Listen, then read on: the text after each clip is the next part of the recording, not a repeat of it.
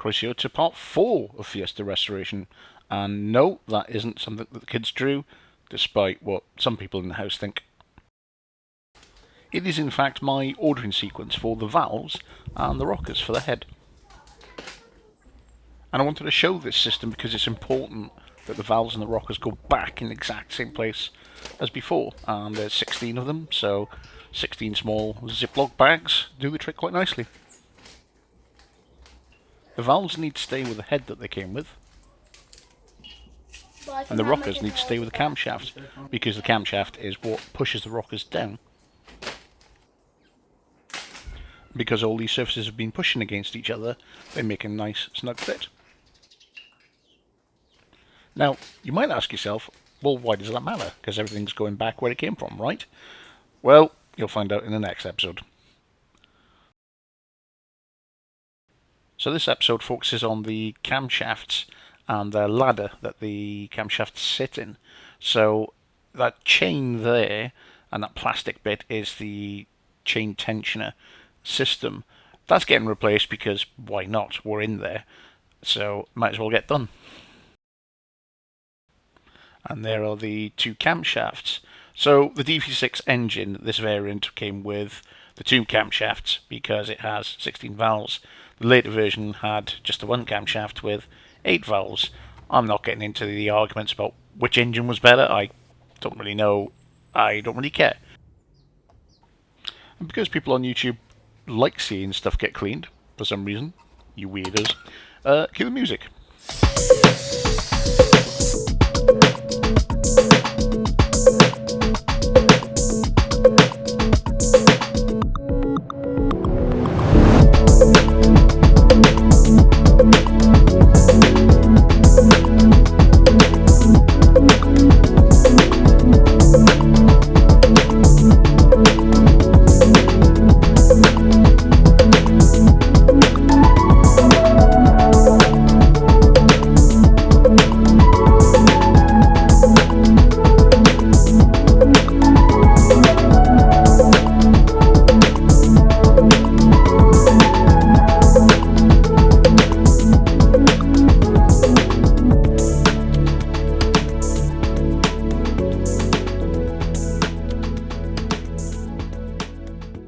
So we've come inside to the designated camshaft cleaning area, also known as the living room. So it's time to put the camshaft back together.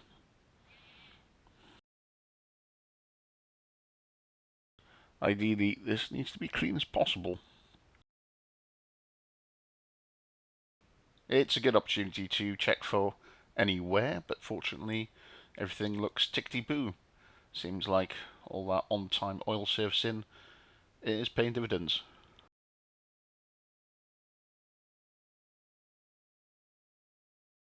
Here comes the new chain. It's what links the two camshafts together, so quite important.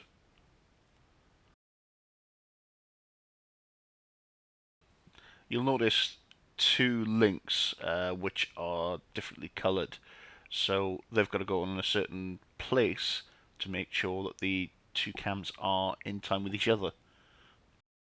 So there's a mark on the sprockets which should line up with the coloured links. Fun fact, when you turn the camshaft, they don't line up anymore. But don't panic, if you keep turning them, they do line up. But the key thing is, there should be 12 pins between the two marks on the sprockets, if that makes sense. And if it doesn't, do what I've done there, which is go to the Coats and Gators channel on YouTube. The guy's put a really good tutorial together in a playlist on the DV6 engine in his Mini.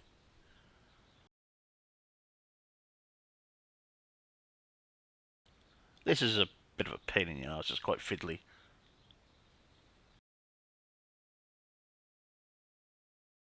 But you don't want to be taking that black pin out, not just yet anyway, because if you do, then the tensioner gets activated and it gets even harder.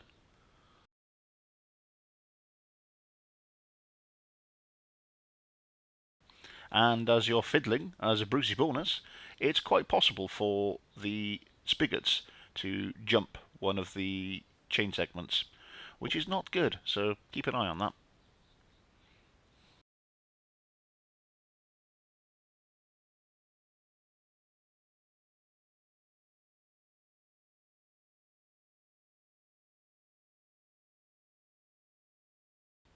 So before running this, you would want to make sure there's plenty of oil on all the camshafts. Now, the Coats and Gators channel recommends, if you're probably not going to be starting this up for a little while, which I'm probably in that camp, then use a paste. Here it is. The logic being that, unlike oil, the paste isn't going to drain away, so it sticks around for longer. Which sounds good to me, so let's run with it. Now, if you weren't shouting at the screen, "Stop! This camshaft ladder isn't ready yet," in a weird Dutch accent from a 90s advert, then go back and look at what we both missed. Or don't bother, it's up to you, I don't mind which.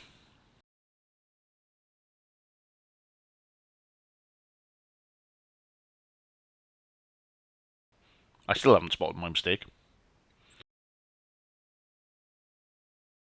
At this point, I think I've just noticed that the pins have jumped to timing sprocket tooth.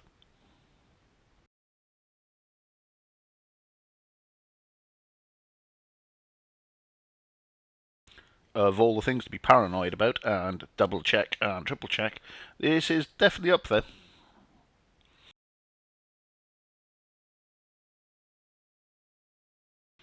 And out comes the pin. Just like that. And we now have tension on the chain.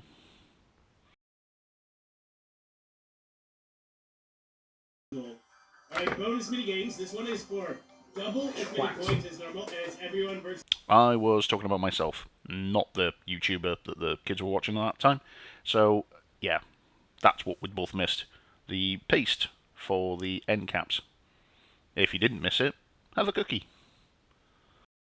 Another recommendation from the mini guy was to use this thick goopy oil on your chain.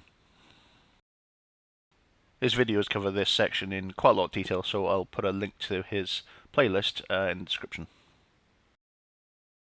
I'm looking here at previous photos, so I know which way round the caps go.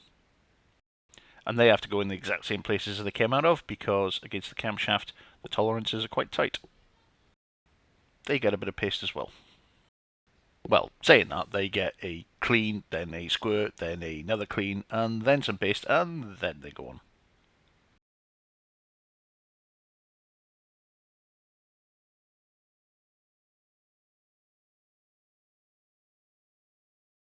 And now we put the screws back in. And this is the point where I need to completely destroy this component. So these bolts, they hold the shells against the camshaft, which means they have to have a specific torque. The torque is 10 newton meters, presumably any looser, and the camshaft will be rattling around. Any tighter, and you might destroy a part of the rocker cover. That's one empty bag. This isn't to torque the bolts down, this is just to get them most of the way in and save a load of time.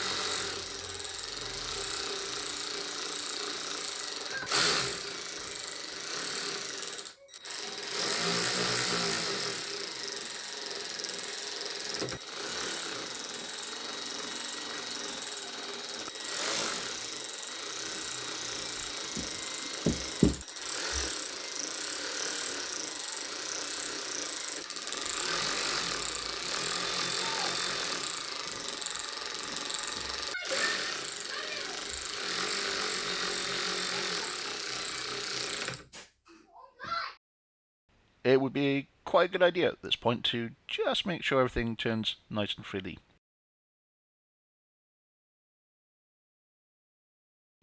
Which it does. Lovely.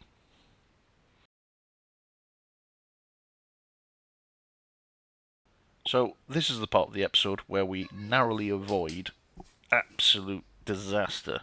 So there's a torque wrench, right? I'm using torque wrench. It's set to 10 Newton meters, and oh dear, what's occurred? Oh no.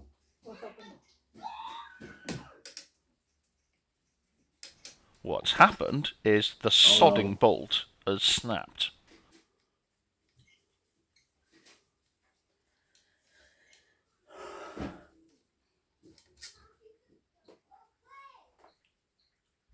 Wow. The bolt sheared. Oh my god. The bolt snapped.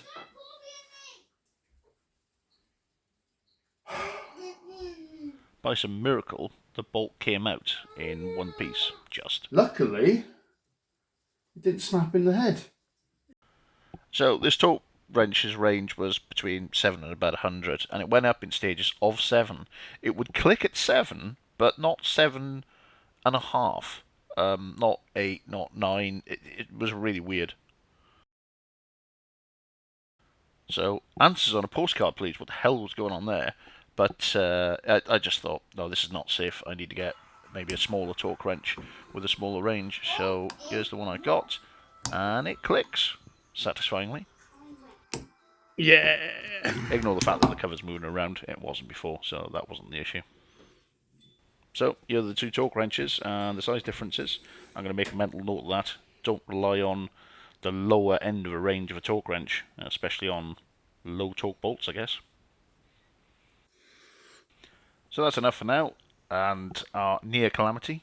Come back for episode 5 for an actual calamity. Very exciting. Thanks for watching.